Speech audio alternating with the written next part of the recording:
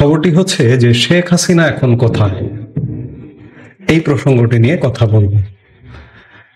আজকাল গুজবের ডালপালা এমন ভাবে চারিদিকে মিলে ধরে, কোনটা গুজব আর কোনটা জেনুইন খবর সেটি এক প্রকার ঠাহর করা বেশ কঠিন হয়ে পড়েছে। এটি সংবাদ মাধ্যম এভাবেই খবরটা দিয়েছে যে গুজব নাকি সত্যি, এই মুহূর্তে এটি বিচার করা খুবই কঠিন।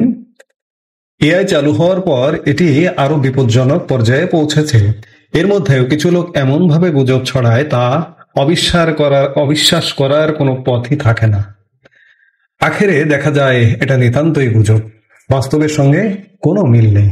যেমন এই মুহূর্তে একটি গুজব যে কোনো ভাবে শোনা যাচ্ছে যে সাবেক প্রধানমন্ত্রী শেখ হাসিনার চিকিৎসা নিয়ে একটা সূত্র বলছে, আমি সংবাদ মাধ্যমের ভাষায় কথা বলছি, একটা সূত্র বলছে যে তিনি all India institute of medical সায়েন্সে চিকিৎসা নিচ্ছেন।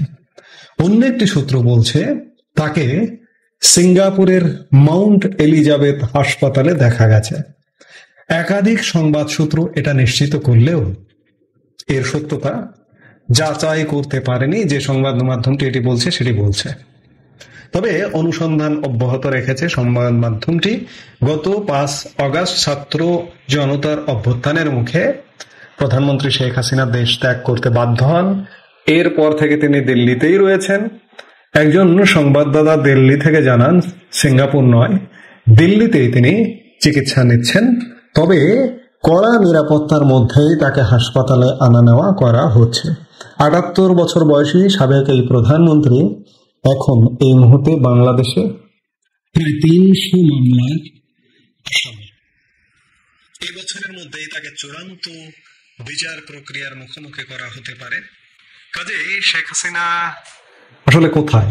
হঠাৎ করে নতুন এমন একটা সংবাদ দেখলাম, শুনলাম তিনি তো আসলে ভারতেই আছেন, কিন্তু বলা হচ্ছে মাউন্ট এলিজাবেথ হাসপাতালে তাকে দেখা গেছে। আসলে সেগুলো গুজবই হবে, কারণ তিনি এখন পর্যন্ত ভারতেই আছেন এবং চিকিৎসার জন্য যদি প্রয়োজন হয় তিনি ভারতীয় চিকিৎসায় নিচ্ছেন। এছাড়া অন্য কিছু ভাববার কোনো অবকাশ নেই। ভারতেই আছেন, ভারতেই থাকবেন, নিরাপত্তায় আছেন। কোথায় আছেন আজ পর্যন্ত ভারতীয় কোনো সংবাদ মাধ্যম, আন্তর্জাতিক বিশ্বের কোন সংবাদ মাধ্যম কোন বাড়িটাতে আছেন সেই বাড়িটার একটা ছবি পর্যন্ত তুলতে পারেননি। ছবি তুলে সংবাদ মাধ্যমকে জানাতে পারেননি এই যে দেখুন এই বাড়িতে বাংলাদেশের এক সময়ের প্রধানমন্ত্রী বসবাস করছেন। কি বিস্ময়কর নিরাপত্তা, একবার চিন্তা করুন। ভারত সরকার কিভাবে তাকে নিরাপত্তার বলয়, নিরাপত্তার চাদরে ঢেকে রেখেছেন। আমার তো ধারণা তিনি যে বাড়িতে বসবাস করেন তার আশপাশের হয়তো 2-1 কিলোমিটার এলাকায় সর্বসাধারণের প্রবেশ নিষেধ। এটি অবাক লাগে খানিকটা, যে বিস্ময়কর লাগে যে মানুষ, অন্ততপক্ষে মানুষের মধ্যে সাপোর্টিং স্টাফ এটা সেটা বিভিন্ন লোকজনের মধ্যে কোনো আলোচনা হয় না যে ওই বাড়িটাতে প্রধানমন্ত্রী শেখ হাসিনা আছেন বাংলাদেশের। কিন্তু কোনো ক্লু নেই কোথায় আছেন তিনি। কোনো ধরনের কোনো মাধ্যম দিয়ে কোনো জানবার উপায় নেই যে এই জায়গাটায় আছেন। যদি জানবার উপায় থাকতো, আজকে মাল্টিমিডিয়ার যুগ, আজকে মূলধারার গণমাধ্যমে না এলেও সামাজিক যোগাযোগ মাধ্যমে অন্তত পক্ষে চলে আসতো যে শেখ হাসিনা এই জায়গাটিতে আছেন। এটি কিন্তু আজকের পৃথিবীতে অন্তত পক্ষে 2025-এর এই মারাত্মক অগ্রগামী পৃথিবীতে যে শেখ হাসিনা কোথায় আছেন 9 মাসে উদ্ধার করা সম্ভব হয়নি। এটি কিন্তু চারটিখানি কথা নয়, এটি বলবো যে ভারতের বিরাট সাফল্য। ভারত যদি চায় আসলে কত কি করতে পারে। এই যে শেখ হাসিনার অবস্থান যে জানতে দেয়নি পৃথিবীকে, বাংলাদেশ তো দূরের কথা, বাংলাদেশের থেকে বড় বড় রথী মহারথী আছে, সেই রথী মহারথীরাও জানে না যে শেখ হাসিনা ভারতের আসলে কোথায় আছেন, দিল্লিতে আছেন নাকি ভারতের অন্য কোনো শহরে আছেন, কেউ জানে না। কিন্তু তিনি ভারতে আছেন এবং চিকিৎসা নিয়ে যেটি বলা হচ্ছে তিনি আসলে ভারতেই আছেন, ভারতেই চিকিৎসা নিচ্ছেন।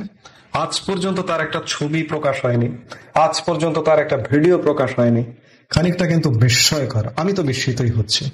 আমি এই কারণেই বলছি, এই অর্থেই বলছি, আজকে 2025-এ আমরা অবস্থান করছি, কিন্তু প্রযুক্তির উৎকর্ষতার সর্বশ্রেষ্ঠতম যুগে। জানি না এর থেকে প্রযুক্তি আর কি শ্রেষ্ঠ হবে আরো 100 বছর পর বা 50 বছর পর, আমাদের পৃথিবী থেকে চলে যাওয়ার পর, আমি জানি না। কিন্তু এই উৎকর্ষতার জায়গায় একটা মানুষ কোথায় আছেন সেটি জানা যাচ্ছে না।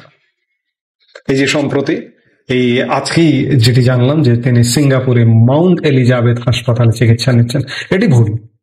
তিনি ভারতেই আছেন, এটি হচ্ছে সঠিক।